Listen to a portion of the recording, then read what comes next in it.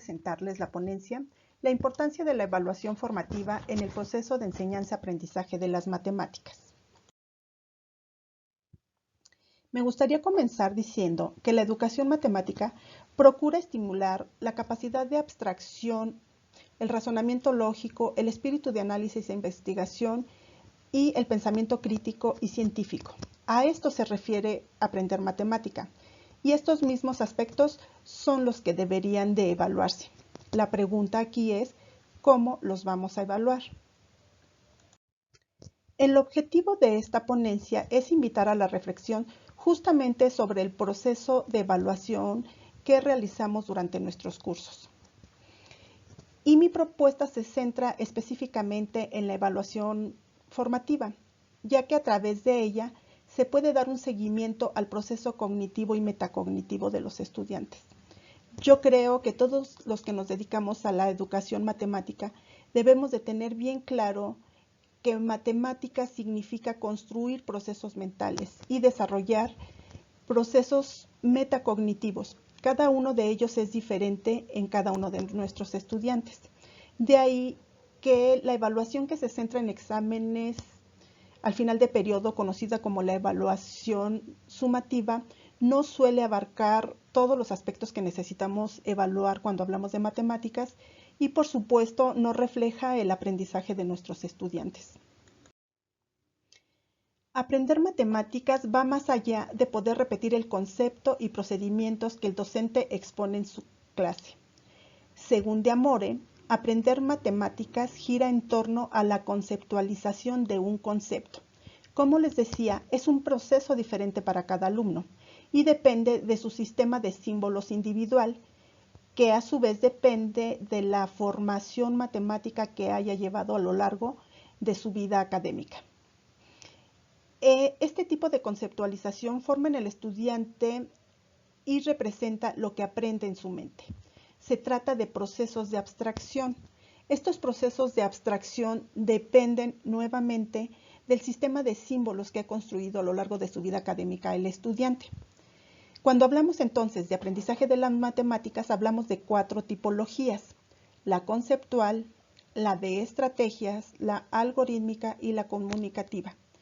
Si nos detenemos a reflexionar en estos aspectos, el alumno que aprende matemáticas tiene que entender los conceptos, tiene que diseñar estrategias para resolver problemas, para demostrar, para aplicar, para modelar, y este mismo procedimiento lo lleva al desarrollo de algoritmos para resolver soluciones. Este proceso no queda aquí, sino que lo tiene que comunicar. Por eso, cuando un alumno puede expresar lo que ha entendido, lo puede explicar a otros compañeros, podemos decir que va en un avance significativo y satisfactorio de su aprendizaje.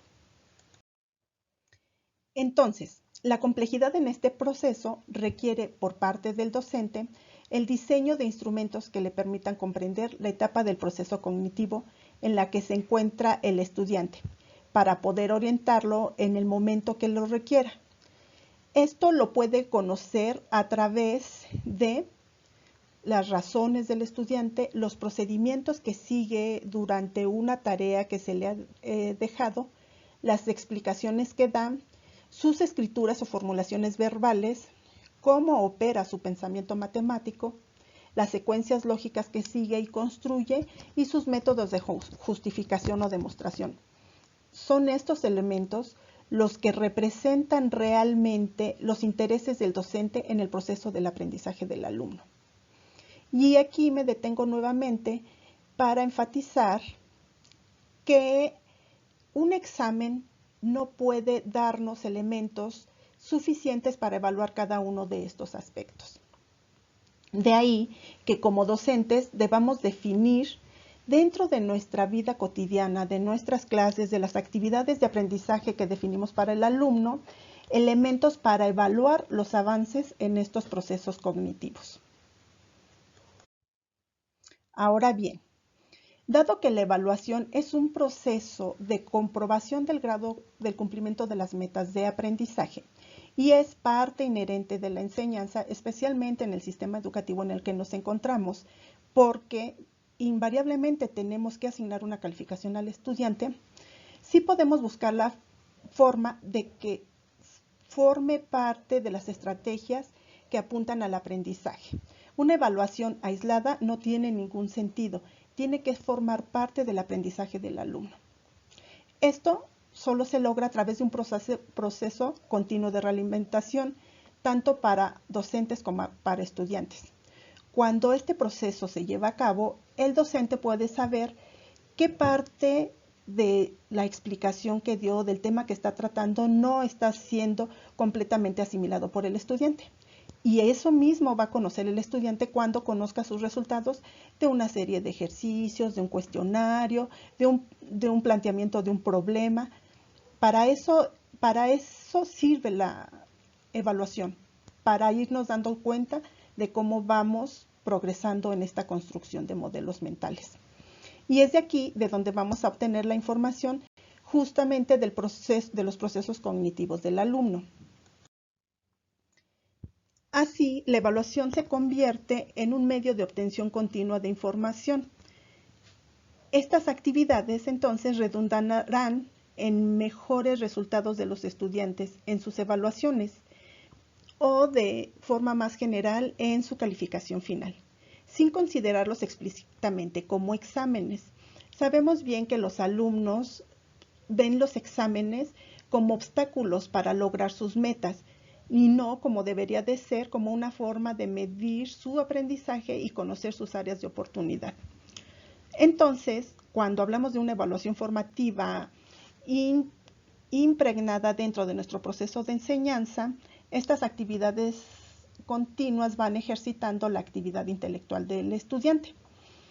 Para esto se requiere un uso eficiente de estrategias cognitivas y metacognitivas, por lo que resulta necesario que la instrucción matemática incluya estrategias para analizar o resolver problemas, razonamiento inductivo e intuitivo y la comprobación de hipótesis, en las que el alumno tome conciencia de las actividades que realizan, lo que permitirá construir su propio conocimiento. Las características antes descritas sobre la evaluación se refieren específicamente a la evaluación formativa, ya que tiene el objetivo de dar seguimiento a evaluación del proceso y proporcionar elementos de realimentación a los involucrados, llámense docentes y estudiantes. Proporciona esta realimentación al estudiante sobre sus logros, también sobre sus deficiencias y sus oportunidades de mejora, y propicia justamente esas oportunidades. Es decir, no le vamos a decir al estudiante, ya la tuviste mal, ni modo, ya no lo puedes corregir. Debemos de permitir al alumno que a partir de sus errores pueda aprender. Permite identificar las actividades que se llevan a cabo correctamente y aquellas en las que se poseen deficiencias. Si se implementa de forma virtual esta evaluación formativa, se pueden crear entornos de aprendizaje y promover interacciones significativas. En este punto yo me quisiera detener un poco porque toma especial relevancia en los momentos en los que nos encontramos. Invariablemente vamos a tener que recurrir a las plataformas digitales de aprendizaje y un buen uso de ellas pueden resultar benéficos para el estudiante porque no se encuentran bajo la presión del grupo, bajo la presión del docente o bajo la presión de lo que llamamos un examen. Entonces podríamos crear de verdad un ambiente bastante propicio para el aprendizaje y que al mismo tiempo nos permita evaluar al estudiante. Entonces, la evaluación formativa en el aprendizaje de las matemáticas me permite detenerme para referirme al tipo de actividad de evaluación, ya que el objeto de la evaluación del aprendizaje es el mismo objeto de conocimiento que se enseña. A lo que me refiero es, no tendría por qué haber diferencia entre una actividad de enseñanza y una de evaluación, ya que el objeto es lo mismo, se está trabajando justamente sobre el aprendizaje. Este tipo de evaluación intenta comprender el funcionamiento cognitivo del alumno, sus representaciones, estrategias y procedimientos. Seguramente nos hemos topado con alumnos que tienen un razonamiento que nos cuesta trabajo comprender, pero que a la larga es funcional. genera buenos resultados, a él le resulta satisfactorio y crece en sus procesos cognitivos.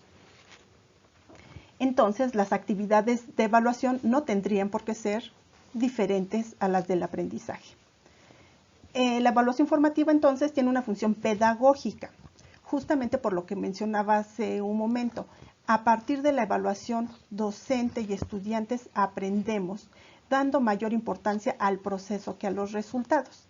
Todos sabemos que en matemáticas un signo puede llevar a un resultado erróneo, pero eso no significa que todo el proceso esté mal. Quiere decir que como una persona normal cometió un error, eso no quiere decir que no esté aprendiendo.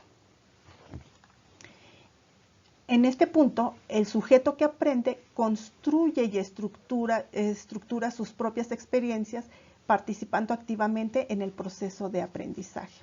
Yo creo que para todos como docentes es más fácil, especialmente si lo comunicamos al estudiante, saber que estamos evaluando de forma continua y a partir de ella se podrá asentar una calificación sin que esto represente que no se pueden cometer errores. Los errores se van a cometer y a partir de ellos vamos a aprender.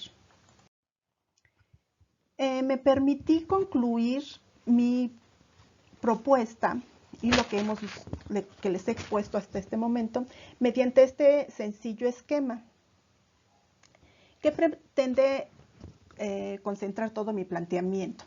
La enseñanza de las matemáticas depende de los modelos cognitivos de cada uno de nuestros estudiantes, todos ellos diferentes. Entonces, el docente debe mantener un proceso de evaluación continua que le permita personalizar el aprendizaje, porque no todos aprenden igual, ni al mismo tiempo, ni con los mismos modelos. Esta evaluación es formativa y representa la fuente insustituible de realimentación para el alumno, quien desarrolla la capacidad de regular sus procesos de aprendizaje al mismo tiempo que elabora sus procesos mentales mediante una construcción colaborativa con el profesor.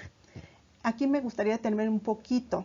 Quiere decir que el profesor va a acompañar al estudiante todo el tiempo para ayudarlo a construir sus propios modelos, que seguramente serán muy diferentes a los del profesor, pero que le permitirán construir a partir de él su conocimiento y generarán un andamiaje fijo y formal para los siguientes niveles de educación matemática. También representan, obviamente, un medio de realimentación para el docente, convirtiéndose en un instrumento de obtención de información. Como pueden darse cuenta, mi postura es un poco en contra de los exámenes estandarizados porque las personas no son estandarizadas. Cada uno piensa diferente, cada uno aprende diferente y como docentes, especialmente en el área de la matemática, deberíamos de entender que el proceso de aprendizaje es un proceso que lleva su tiempo para cada persona, que aprende diferente cada una de ellas. Con esto termino. Muchas gracias por su atención.